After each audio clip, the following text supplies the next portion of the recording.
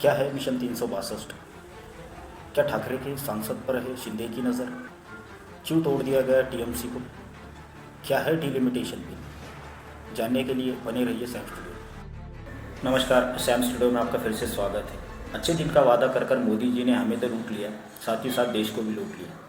जिस तरीके से आज देश के हालात दिख रहे हैं, लगता तो नहीं कि देश के हालात काफ़ी अच्छे चल रहे हैं। मोदी जी आखिर करना क्या चाहते हैं, ये मोदी जी जाने या तो अमित शाह जाने, पर जिस तरीके से भारत देश का बंटाधार करने में मोदी जी का पूरा हाथ है, ये तो आपको समझना ही पड़ेगा। मैं ऐसा क्यों कह रहा हूँ, इसके पीछे एक वजह है। मोदी जी ने जिस तरीके से देश में क्षेत्रीय दलों को तोड़ने का काम करना शुरुआत की है, उस तरीके की शुरुआत महाराष्ट्र से फर्स्ट टाइम देखी गई थी। सेकंड अटेम्प्ट उन्होंने दिल्ली में किया और थर्ड अटेम्प्ट वो पास कर गए टीएमसी को लेकर। जिस तरीके से थोड़ा ताड़ी की सरकार करके अपने पक्ष में सांसदों को लाना उनका एक मकसद सा बन गया है। सर पर जुनून लेकर जिस तरीके से नरेंद्र मोदी तोड़ने में लगे हुए हैं, शायद ही इसके पहले कोई प्रधानमंत्री ने ऐसी साजिश की हो या कोशिश की हो। देश के पहले पंत प्रधान जिस तरीके से उनके ऊपर जाकर नरेंद्र मोदी जी ने जो काम किया है, ये हमने कुछ 12 सालों में देख लिया।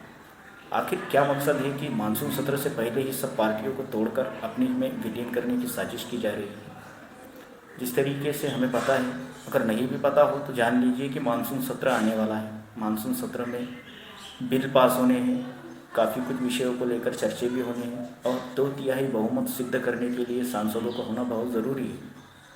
इसी वजह से लेकर नरेंद्र मोदी इतने बड़े पैमाने पर क्षेत्रीय दलों को मिटाने पर काम कर रहे हैं। महाराष्ट्र की विषय ले लिए जाए तो शिंदे सरकार उनके अंडरटेकिंग में काम कर रहे हैं। टीएमसी का देखा जाए तो ऋतव्रत बनर्जी उनके सिबे सालार है और राघव चड्ढा तो सबके नज़रों के सामने है ही है। जिस तरीके से वो मोदी जी को सुनाते थे, लगता नहीं था कि सियासत में इस तरीके से पलटी भी कोई मार सकता है। सुहानी घोष को ले लो, हमने काफ़ी नेताओं को देखा जो मोदी जी के आलोचक थे और आप उनके साथ में उनके गुण गाते हुए फिर रहे हैं। खैर, वो विषय हो गया। अब क्या डिलिमिटेशन बिल को पास करने के लिए सरकार सांसदों को जमा कर रही है।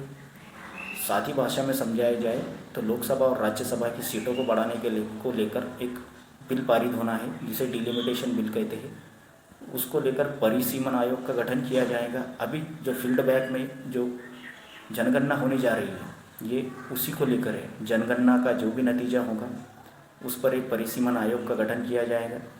उस आयोग में लोक संख्या के आधारित पर लोकसभा और राज्यसभा की सीटें बढ़ाई जाएंगी। सुनने में ऐसा भी आया और पढ़ने में भी आया कि लोकसभा की 850 सीट और राज्यसभा की 300 सीटों को लेकर परिसीमन आयोग का गठन किया जाएगा। जूनी सांसद के टाइम पर ही ये बिल को पारित कर दिया गया था, पर 2/3 बहुमत न होने के कारण वो बिल रद्द कर दिया गया। क्या वही बिल को दोबारा पास करने के लिए इन सांसदों को फोड़ा जा रहा है? जिस तरीके से भाग दौड़ के कामकाज चल रहे हैं, जिस तरीके से सांसदों को तोड़ ताड़ कर अपनी पार्टी में विलीन करने का काम किया जा रहा है, देखकर तो ऐसा ही लग रहा है कि ये वही डिलिमिटेशन बिल की वजह से चल रहा है।